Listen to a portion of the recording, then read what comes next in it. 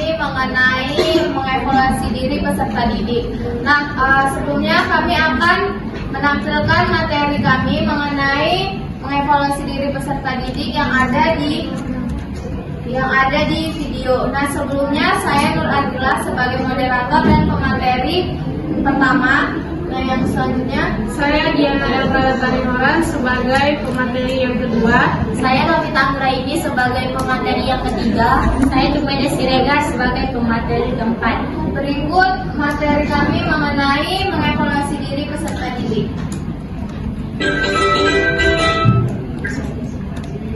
Bismillahirrahmanirrahim. Assalamualaikum warahmatullahi wabarakatuh.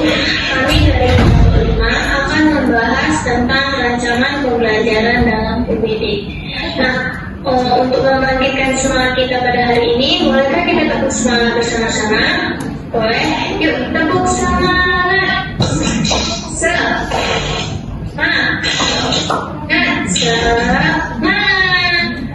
Nah, kali ini saya akan membahas tentang materi yang pertama, yaitu bagaimana cara peserta didik dibimbing dalam penilaian diri, evaluasi, dan penyesuaian. Nah, penilaian diri atau asesmen merupakan teknik penilaian di mana peserta didik diminta untuk menilai dirinya sendiri berkaitan dengan status, proses, dan tingkat pencapaian kompetensi yang dipelajarinya dalam mata pelajaran tertentu. Ada 7 hal yang dapat dilakukan guru untuk membimbing peserta didik dalam penilaian dirinya, yaitu pertama, guru memberikan pemahaman tentang pentingnya melakukan evaluasi diri dan refleksi. Nah, yang kedua, guru menyediakan formulir evaluasi untuk diberikan kepada peserta didik.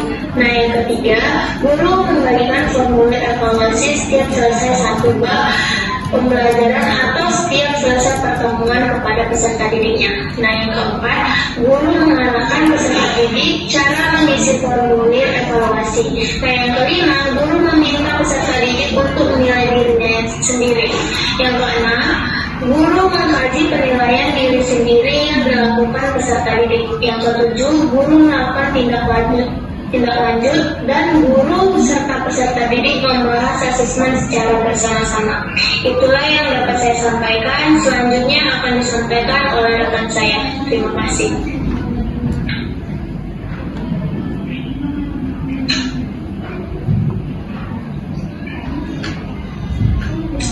Baik, di sini saya Diana Elvira Tarihoran akan melanjutkan bagaimana peserta didik akan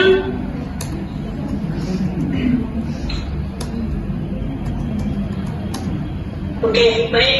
Yang nomor 2 yaitu pertanyaannya, bagaimana peserta didik akan terlibat dalam evaluasi diri akhir untuk mengidentifikasi diri dan menetapkan tujuan masa depan dan memiliki semangat belajar. Nah, dari pertanyaan ini kami menjawab ada 3 poin, yaitu yang pertama, keterlibatan peserta didik dalam evaluasi diri dapat dilakukan dengan teknik-teknik penilaian tertentu, yang salah satunya menggunakan jurnal harian sebagai acuan peserta didik untuk mengetahui kelemahan pada dirinya.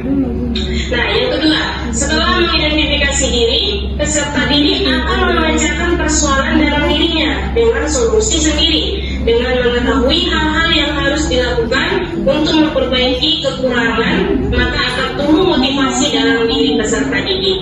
Nah, yang ketiga, motivasi itu akan menumbuhkan semangat belajar peserta didik. Nah, dari kutipan buku yang kami ambil yaitu Benjamin S. Bloom dalam Sujana tahun 2011 pada halaman 22 mengatakan mengklasifikasi ranah hasil belajar menjadi 3, yaitu yang pertama orana kognitif, yang kedua afektif, dan yang ketiga psikomotorik. Nah, untuk mengetahui penjelasan ranah tersebut akan dijelaskan oleh teman kami selanjutnya.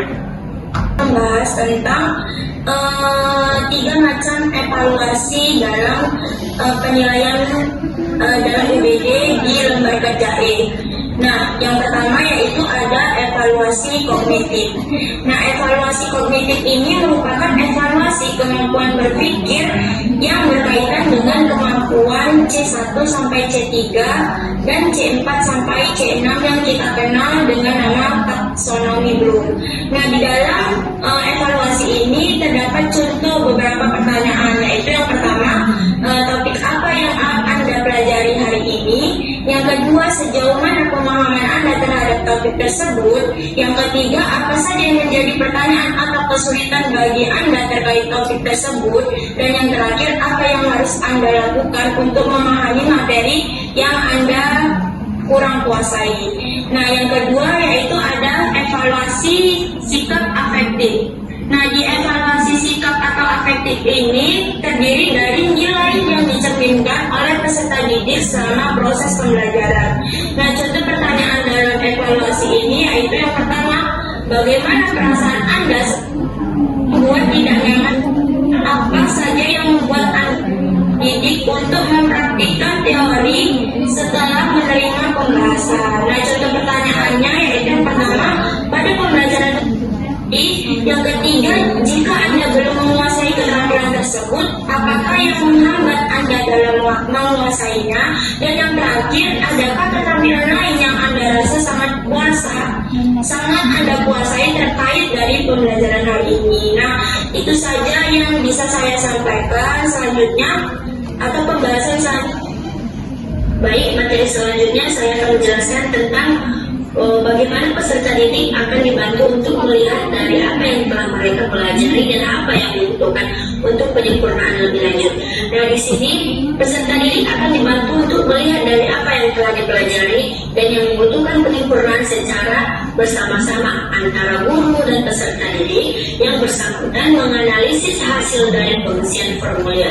Selanjutnya, tindak lanjut setelah peserta didik melakukan evaluasi diri dan menganalisisnya, maka selanjutnya akan menjadi tanggung jawab wali kelas, guru mata pelajaran, dan guru BMN. Nah, itu saja dari materi kami. Nah, untuk dari kesimpulan dari materi kami yaitu peserta didik diberikan ruang untuk mengevaluasi kemajuan dan menilai diri. Peserta didik harus diizinkan juga untuk mengevaluasi pekerjaan yang telah mereka berikan kepada instruktur melalui penilaian diri yang diberikan melalui rubrik penilaian.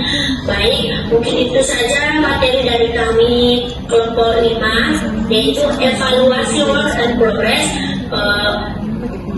Mungkin itu saja yang dapat kami sampaikan. Assalamualaikum warahmatullahi wabarakatuh. Baiklah, itulah materi mengenai evaluasi peserta didik. Selanjutnya dari teman-teman ada yang ingin memberikan saran atau tanggapan, kami persilakan. Ya, kepada saudara Yakana kami persilakan. Baiklah, terima kasih kepada moderator untuk kesempatannya. Di sini saya ingin sedikit menyampaikan rasa kagum kepada kelompok ini karena menyampaikan materinya dengan baik dan lengkap serta rinci, sehingga mungkin saya sendiri juga teman-teman merasa cukup puas dan mudah memahami maksud dari dan jawaban pertanyaan-pertanyaan yang teman-teman sekalian sajikan. Hanya saja mungkin sedikit saran bagi saya yang materi minus mungkin membutuhkan tulisan-tulisan yang cukup besar mungkin, sehingga agak sulit untuk membacanya. Terima kasih. Terima kasih kepada saudara Yakana. Apakah dari teman-teman ada yang ingin memberikan tanggapan? Tidak. Baiklah, kami tutup presentasi hari ini. Assalamualaikum warahmatullahi wabarakatuh.